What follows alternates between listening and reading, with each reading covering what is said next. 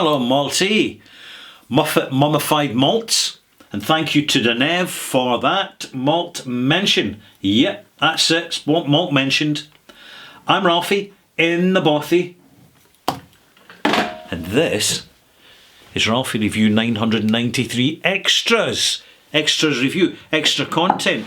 Over and above reviewing the single malt, what I have just reviewed. It's called Wolfburn Quarter Cask for Father's Day. An absolute banger of a whiskey. Really interesting stuff. Really interesting.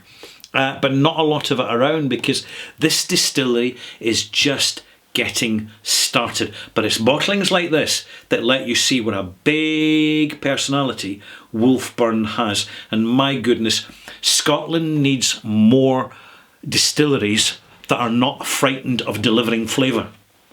All whiskey is flavour, but some whiskey has a little bit of flavour, like Jim Beam, Jameson's, Glenfiddich.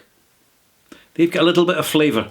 Nice, comfortable flavour. It's easy to get your palate around and it doesn't interrupt your conversation and you don't have to stop and go, whoa, what's going on here?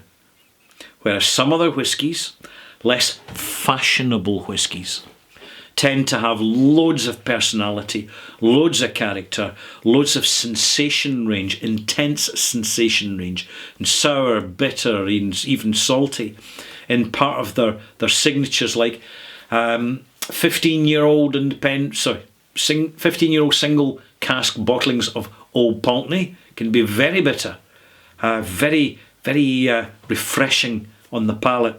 And of course, as Mortlach is an independent bottling, particularly when it's younger, you really get the savoury notes and the elemental nature of Mortlach that the official bottlings absolutely smother with their sanitised finishes.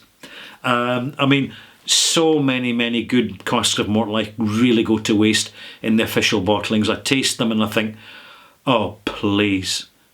You got to watch with some malts. The official bottlings are just, they do not do the malt justice. You've got to go to the independent bottlers and find out what they've got while they're still available for sale. And not so much of a problem with Edradour. That's another savoury, complex whiskey. Whether in its unpeated form as Edradour or peated version as Bellichan, in its weird and wonky red wine casks, often talked about and never forgotten. Scotland doesn't have that many distilleries that really pack in the flavour that actually challenges an experienced palate. Now, Springbank does it. Hazelburn and Longrow do it. Also, Kilkerran's now doing it. Ardnamurchan's doing it. But we still have too few distilleries that when you pour a glass, you think, oh my goodness, what kind of conversation are we going to have here? Because there's not such a big market for them yet. Having said that, that market's growing. And it's the market of the slow, studious whiskey sipper. But I must issue you a warning. There's something I need to share with you. One of the pitfalls of not being a casual, passive drinker who's not particularly concerned about flavour, and you can knock it back all night long until you're pished, and nobody will remember it and nobody will notice it because the flavour's not that important.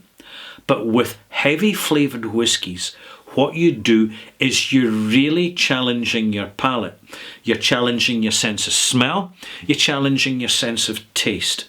But there's something else that's getting challenged, and that's your brain. Our brains, which are working subliminally and consciously together, because the sense of smell and taste are primitive senses. They are very early evolutionary senses, and as such they require whole brain involvement. And when you're feeling tired at the end of the busy day, when you've had a lot to think about and a lot to do and you're rushing about and you're dehydrated and you haven't eaten enough and you've not had about enough sleep, the last thing your brain wants is the shock of an intense whiskey experience. And I'll tell you what happens.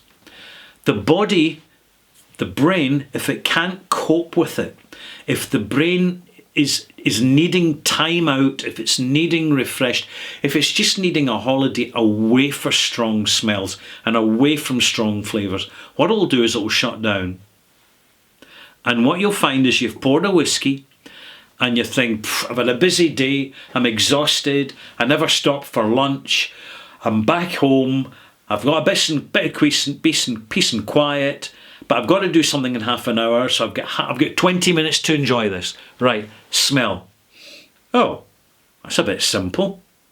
Oh, not getting much out of that. So you taste it.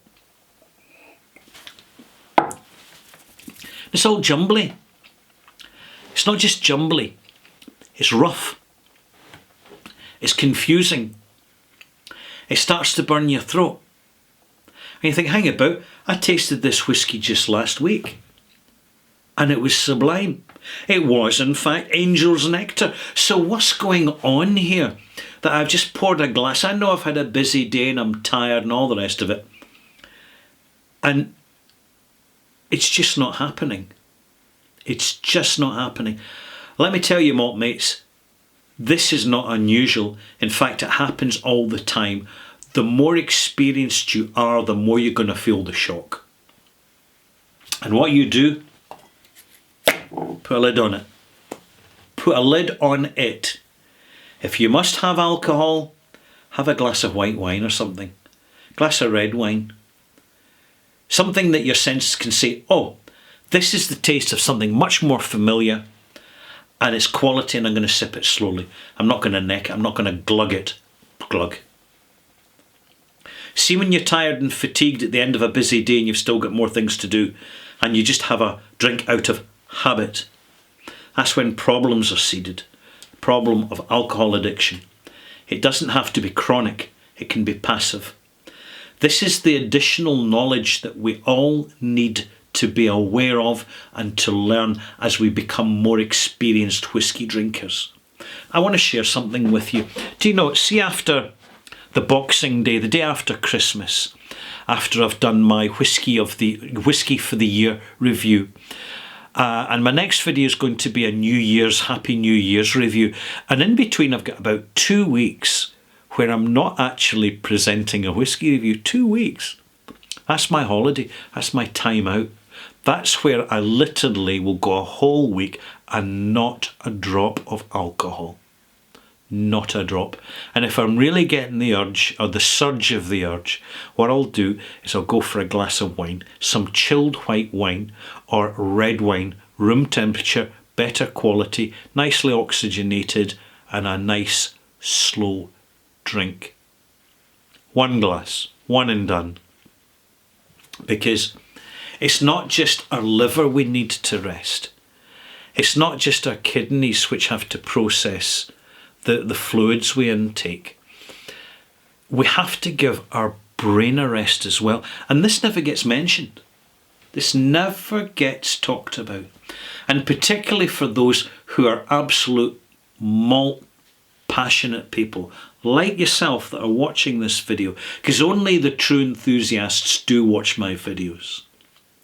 Because if I really wanted to have a massive audience, I'd just stand behind a bar, shout at the camera, spin a few bottles and bang out another Johnnie Walker cocktail. Because that's what the majority of people really want. That's what they want.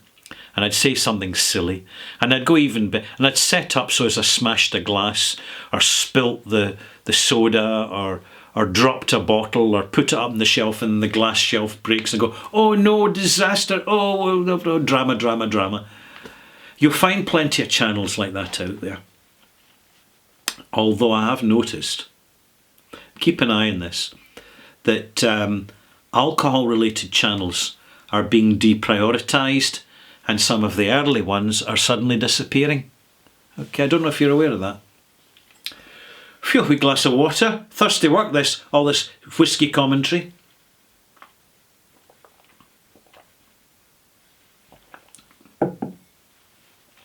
I've really enjoyed this whiskey and I'll continue to enjoy it.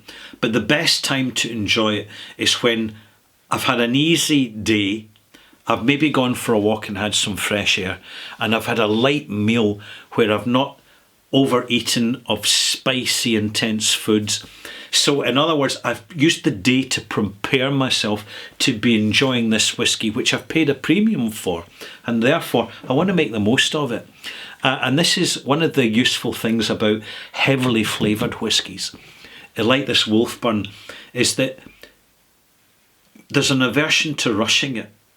It's not like a real simple single malt or many blends where it's just easy to knock it back. Just add a few ice cubes and you're away. This demands your attention, and therein is the reward for the commitment, for preparing ourselves.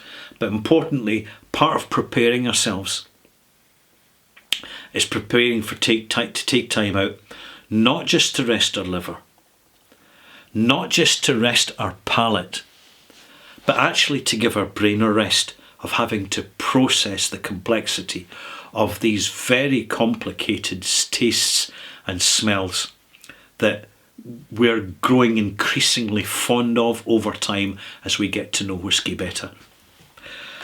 Hope you found this interesting. It's a little extras and on a topic that very rarely gets a mention. Mind fatigue, brain fatigue. There you go.